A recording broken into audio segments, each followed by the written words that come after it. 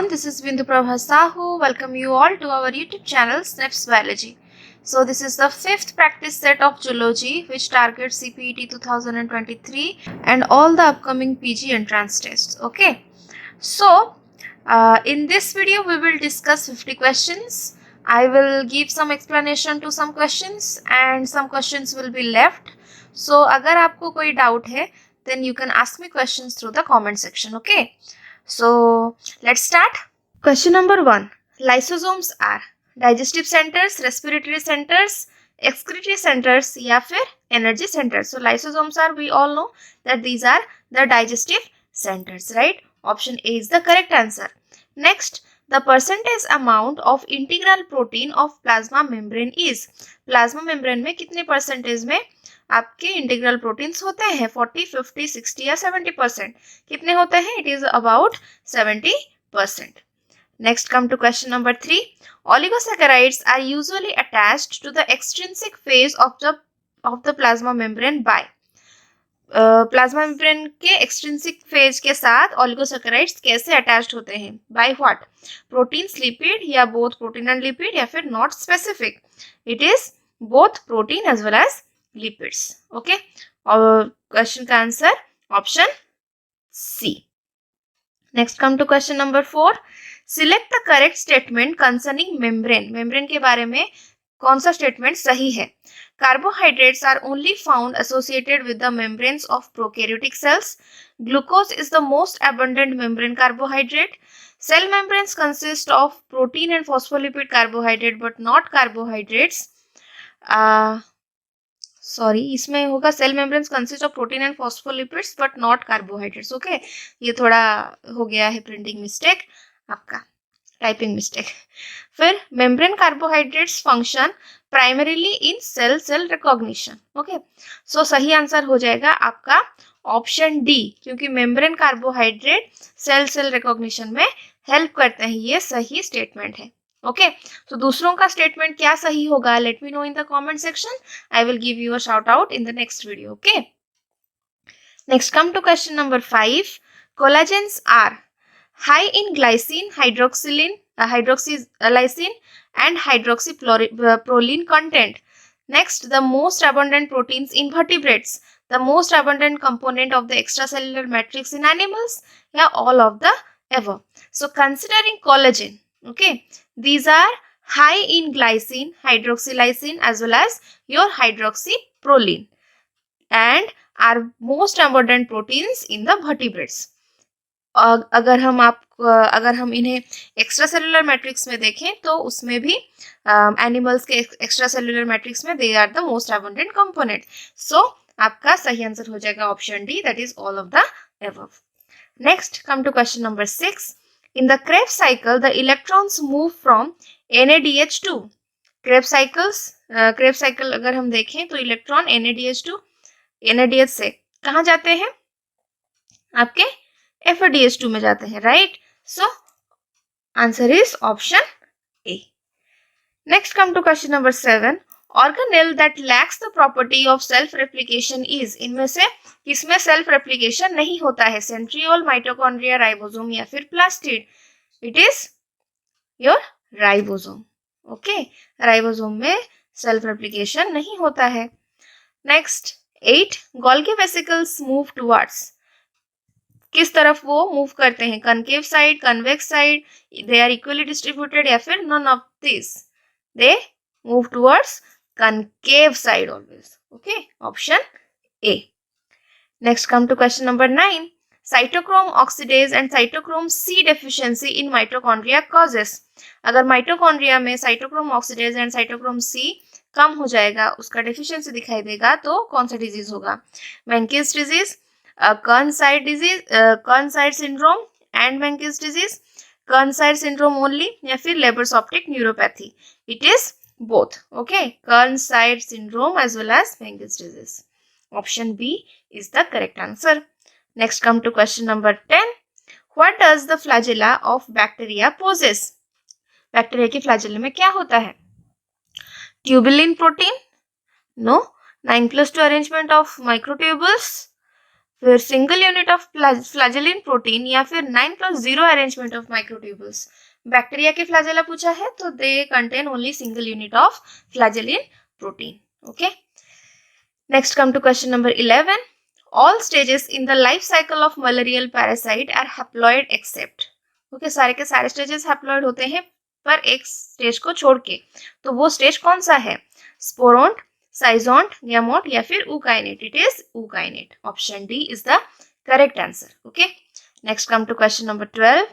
If an amoeba is placed in salt water, its contractile vacuole will. अगर amoeba को अगर हम एक सॉल्ट वाटर में, एक तो नहीं, सॉल्ट वाटर में अगर रखते हैं तो उसका कंट्रैक्टाइल वैक्यूल क्या होगा? It will burst, multiple, enlarge या फिर डिसअपियर.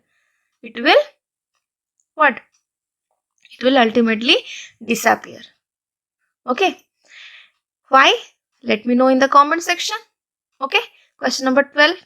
क्यों अमीबा का कंट्रैक्टाइल वैक्यूल सॉल्ट वाटर में रखने से डिसअपियर हो जाता है? मतलब अमीबा को सॉल्ट वाटर में रखने से उसका कंट्रैक्टाइल वैक्यूल डिसअपियर क्यों हो जाता है? Okay, next come to question number 13. Which of the following is the excretory organ of Palaemon? Palaemon का एक्सक्रीटरी ऑर्गन क्या है? सिंपल क्वेश्चन है, डायरेक्ट क्वेश्चन है. It is green gland, right? Next comes to question number 14. The symbol of Bombay natural history society is. इसका symbol क्या है आपका?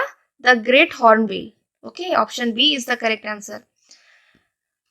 Next come to question number 15. ये जो क्वेश्चन है ना, हॉर्नबिल वाला क्वेश्चन, बॉम्बे सोसाइटी का, बॉम्बे नेचुरल हिस्ट्री सोसाइटी का, ये आता है एग्जाम में. ओके, इस जो ये जो 50 क्वेश्चंस है ना, ये इनमें से कुछ कुछ क्वेश्चंस हम प्रीवियस ईयर जो एमएससी एंट्रेंस एग्जाम होते थे, ओके, वेरियस यूनिवर्सिटी में, उसके क्वेश्चंस को कलेक्ट करके कुछ कुछ चूज करके दिए हुए हैं. ओके, सो अच्छे से ये प्रैक्टिस कर लीजिएगा. Okay, next come to question number 15. kappa particles in paramecium is related to osmoregulation, cytoplasmic inheritance, mitochondrial function या फिर सेक्सुअल रिप्रोडक्शन. ये आपके सिलेबस में है, पैरामेसियम का साइटोप्लाज्मिक इनहेरिटेंस, जिसमें कापा पार्टिकल्स के बारे में दिया हुआ है, डायरेक्ट सिलेबस से आया है. It is cytoplasmic inheritance, right? Next come to question number 16. Which of the following greenhouse gases has got the highest atmospheric life? इनमें से किसका सबसे ज्यादा एटमॉस्फेरिक लाइफ होता है? And the options are carbon dioxide, CH4, N2O या फिर CFC, मतलब chlorofluorocarbons. Okay, so answer is option C, chlorofluorocarbons, जिनका 50,000 ईयर्स तक के एटमॉस्फेरिक लाइफ होते हैं. Okay, next come to question number 17. Temperature dependent sex determination is observed in. Okay, sex determination depends upon the temperature. Okay, Drosophila, amphibians, reptiles या फिर sea urchins. So the answer is reptiles. Along with reptiles को छोड़ के और भी आपके जो टेलियोस्ट fish होते हैं वो भी temperature dependent sex determination show करते हैं. Okay, reptiles and टेलियोस्ट fish, these two only. Clear? Next question number 18. The most common plasmid vector used in genetic engineering is. सबसे कॉमन प्लाज्मिड वेक्टर जो जेनेटिक इंजीनियरिंग में use होता है वो होता है PBR 322. ओके, याद रखना, B, option B is the correct answer. Next question number 19. In non primate mammals the cyclical changes during reproduction are called. Non primate mammals में रिप्रोडक्शन में जो साइक्लिकल चेंजेस होते हैं उसे बोलते हैं oestrus cycle.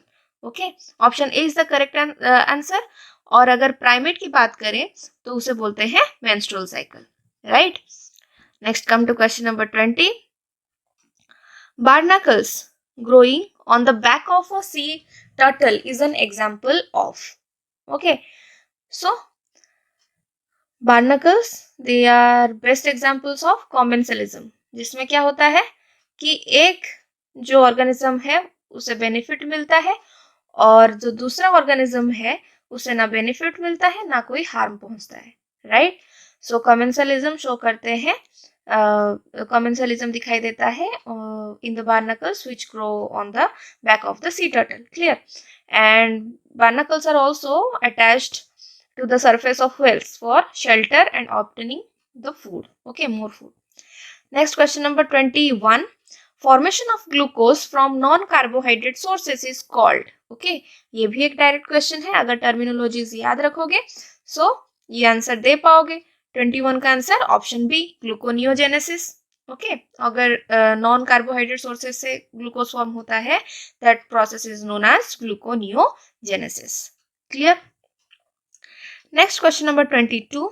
QRS in the working heart is related to.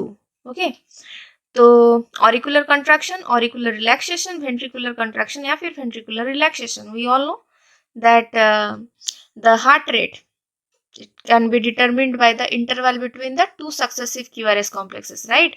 And this QRS in the working heart is related to what? Your ventricular contraction. Option C is the correct answer. Okay. Next, come to question number 23.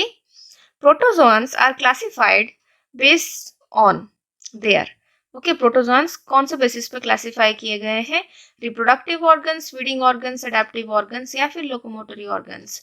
On the basis of locomotory organs. Question number 23, option D is the correct answer. Next, come to question number 24. Two bones in the skeletal system is joined by.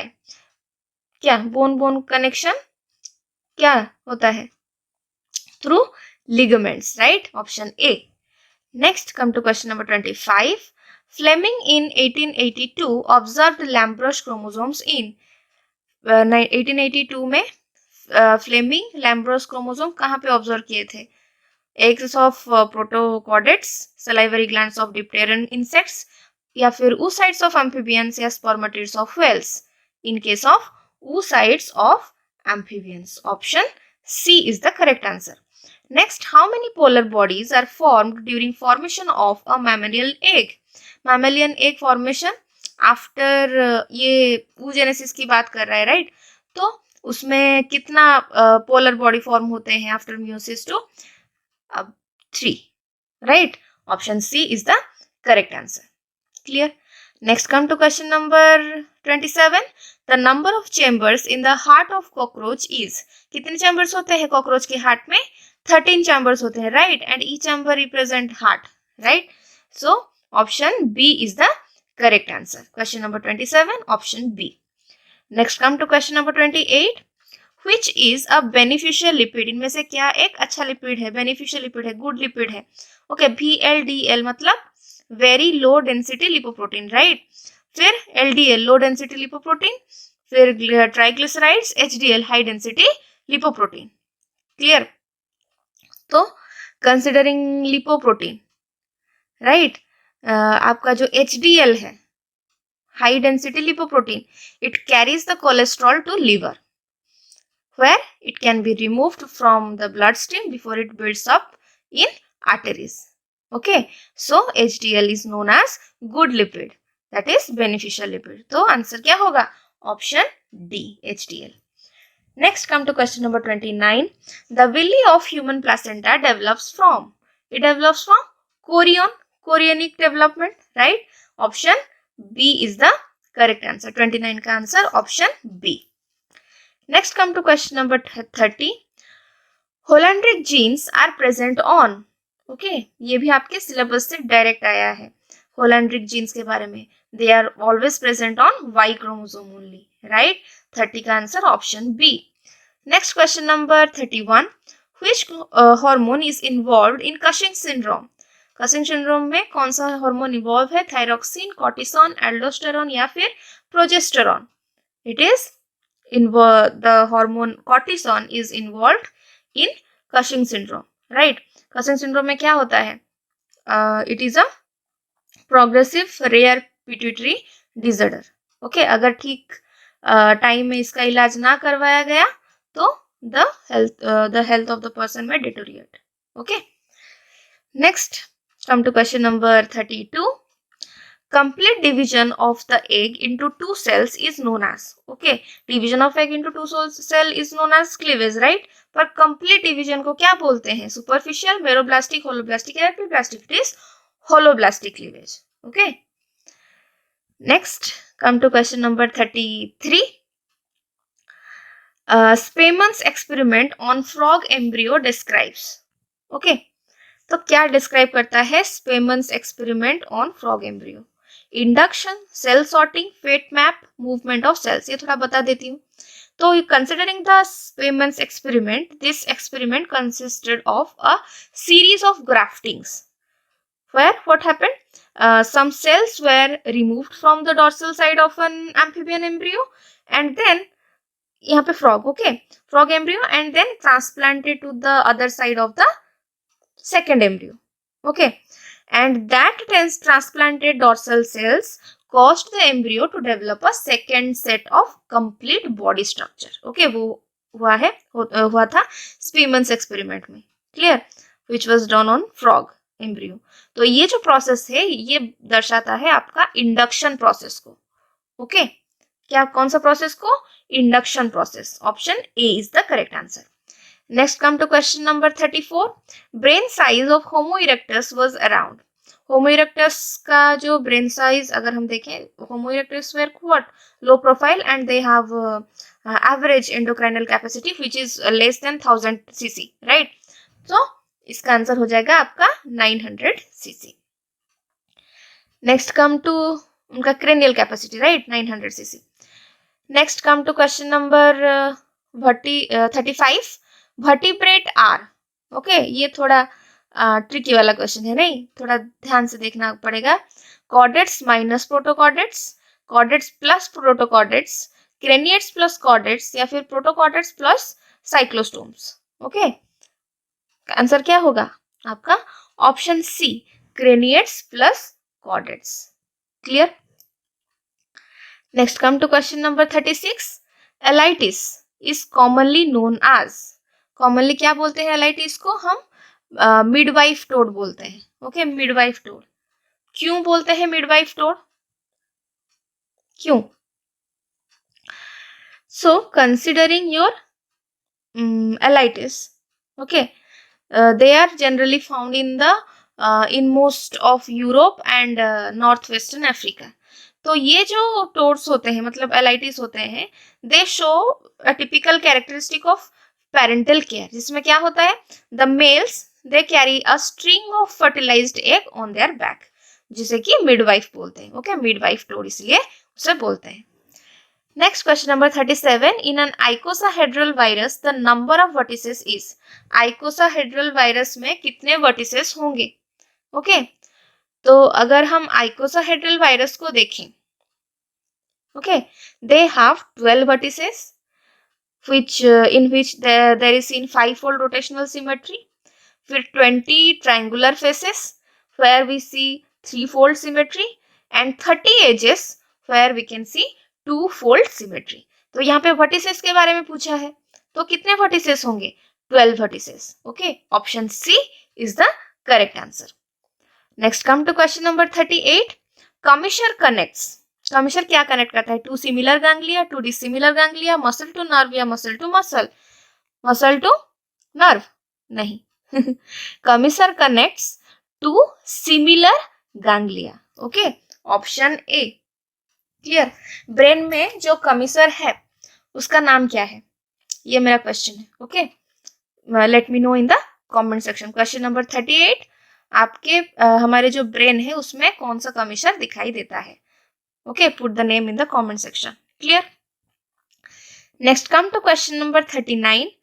Pre and post zygapophysis are parts of. Okay, ये किसके part है? Vertebrae of frog, pectoral girdle of monkey, skull of lizard या फिर sternum of bird. Okay, so 39 का आपका answer क्या होगा? Vertebrae of frog. Okay, इसके पार्ट है. Next, question number 40. Identify the snake with neurotoxic poison. Okay, neurotoxic poison हीमोटैक्सिस हो सकता है, हीमोटैक्सिक वेनम होता है और न्यूरोटॉक्सिक वेनम होता है, राइट? सो देखो यहाँ पे पूछा है कि न्यूरोटॉक्सिक पॉइजन इनमें से किस में दिखाई देता है? नाजा, बंगारस, नेट्रिक्स या फिर डाबोया. क्लियर? तो इसमें दो आंसर होंगे, नाजा एज वेल एज बंगारस. क्लियर? सो अगर हम न्यूरोटॉक्सिक वेनम की बात करें तो एलिपिड स्नेक्स जो होते हैं which involve your coral snakes, cobras, mambas, sea snakes, kraits, right? तो इनमें दिखाई देते हैं. Clear? And considering haemotoxic venom, okay, rattle snakes में दिखाई देते हैं जनरली, क्लियर। तो न्यूरोटॉक्सिक पॉइजन, इनमें से दोनों आंसर होंगे, ए एंड बी, जो भी लिखो सही रहेगा, okay. Next come to question number, ये आया था एक सेट में, क्लियर।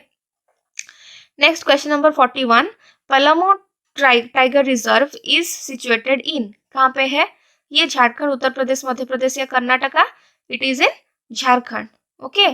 तो जो भी रिजर्व्स हैं, क्लियर, सेंचुरीज हैं, जूज हैं, वो कहाँ है, फेमस प्लेसेस जो है वो कहाँ सिचुएटेड है, किस लिए फेमस है, वो आपको याद रख के जाना है, ओके। 1 2 3 क्वेश्चंस तो आ ही सकते हैं, राइट। आपका ईबीएस भी तो आप एग्जाम दोगे ना, तो उसमें भी आता है questions, clear. Next come to question number 42, the ionisable groups of amino acid are at least, amino acid में कितने मिनिमम आयोनाइजेबल ग्रुप होते हैं? 4 3 2 1 2, okay. So considering your amino acids, each amino acid has at least one ionizable amino group and one ionizable carboxyl group, okay. Understood? तो कितने हुए? 2 हुए. Considering these two, okay, when these two are bound in a peptide bond, they no longer get ionized, okay, clear. Question पूछा है कितने at least होते हैं? 2 होते हैं, एक होता है आपका amino and other is carboxyl, clear. Next come to question number 43, seasonal movement of animals from one defined place of residence to another are called dispersal, homings, migration या फिर emigration, okay. It is migration, obviously, right. Homing का मतलब क्या होता है? जो घर लौटते हैं, ओके, उसे होमिंग बोलते हैं। After traveling too far, after being too far from the home, they return back. Okay, उस process को बोलेंगे homing. Next question number 44. In induced breeding of fishes, the extract of which one of the following is used? Okay, किसके extract use होते हैं? Gonads, pancreas, thyroid या फिर pituitary. Okay, so pituitary extract use होते हैं. The pituitary gland extract is used in the hypophysetion procedure, okay. Process क्या है? Hypophysetion procedure, clear. It is injected into the fish to stimulate the breeding, तो इसे induced breeding बोलते हैं, right. We stimulate the breeding, it is not happening naturally, right. So induced breeding. Next come to question number 45, the most effective means of conservation is to remove predators, vaccinate against diseases, preserve habitats, census the species during breeding, okay. Obvious answer है, अगर हम habitat preserve करेंगे, मतलब क्या, जो animals हैं, organisms हैं, उन्हें उन्हीं के हैबिटेट में ग्रो करने देंगे, देन कंजर्वेशन जो है वो सबसे ज्यादा इफेक्टिव होगा, राइट। ये किस टाइप का कंजर्वेशन को दर्शाता है? आपका in situ conservation, okay. So most effective means of conservation is to preserve the habitats, clear. Next come to question number 46. Which enzyme catalyzes the synthesis of a new strand for a DNA molecule by linking nucleotides to the developing strand? कौन सा enzyme एक नया DNA strand synthesis करता है, okay, कैसे? Nucleotide को developing strand के साथ लिंक करके, clear. DNA ligase, DNA polymerase, topoisomerase या फिर रेस्ट्रिक्शन एंडोन्यूक्लियस। तो क्या होगा? ऑब्वियस है DNA polymerase, okay. Option B is the correct answer. DNA polymerase में क्या होता है? वो न्यूक्लियोटाइड को डेवलपिंग स्ट्रैंड के साथ लिंक करके एक नया डीएनए स्ट्रैंड फॉर्म करता है, राइट। सो यहाँ पे क्या होता है? Each nucleotide contains sugar molecule and any one of the nucleotide, वो एडेनाइन हो, गुआनाइन हो, साइटोसाइन हो या फिर थायमिन हो, okay, they basically help in DNA replication by working in pairs to form a new DNA molecule, and these all processes carried out by what? Your DNA polymerase enzyme, clear. Next come to question number 47. In feedback inhibition, a metabolic pathway is switched off by a rise in temperature, lack of substrate, competitive inhibition या accumulation of end product, okay. Answer is option D, accumulation of end product. अगर end product accumulate हो जाए तो क्या होता है? Metabolic pathway switched off हो जाता है in case of feedback inhibition, okay. Next come to question number 48. Electrophoretic separation of molecules in a mixture is based on the charge to mass ratio, charge to density ratio, density to mass ratio, या फिर molecular weight to mass ratio. ये electrophoretic phoresis अगर हम देखें तो वहां पे क्या होता है आपका charge to mass ratio, right? Clear? Option A is the correct answer. Next, come to question number 49. Under optimal condition, 1 gram of hemoglobin can carry. Optimal condition में 1 ग्राम हीमोग्लोबिन कितना ऑक्सीजन कैरी कर सकता है? 1.36 ml of oxygen. Option D is the correct answer.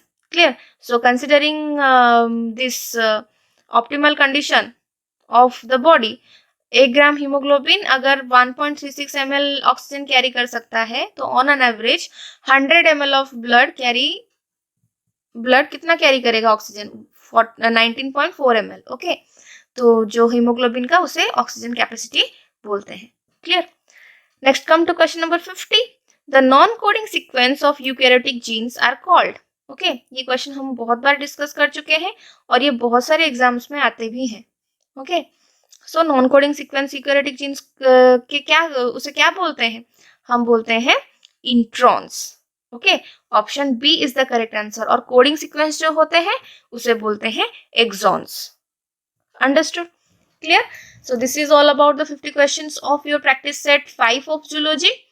और next में हम और questions discuss करेंगे. Till then take care of yourselves. अगर आप चैनल को अभी तक सब्सक्राइब नहीं किए हो then do subscribe. Press that bell icon next to the subscription button to get all the notifications whenever a new video comes up in our channel. And अगर Telegram group join नहीं किए हो तो join कर लो, क्योंकि बहुत जल्द हम मॉक टेस्ट करवाने वाले हैं. उसका जो लिंक है वहीं पे अवेलेबल होगा, right? So this is all about this video. Do like our videos and share our videos. Thank you.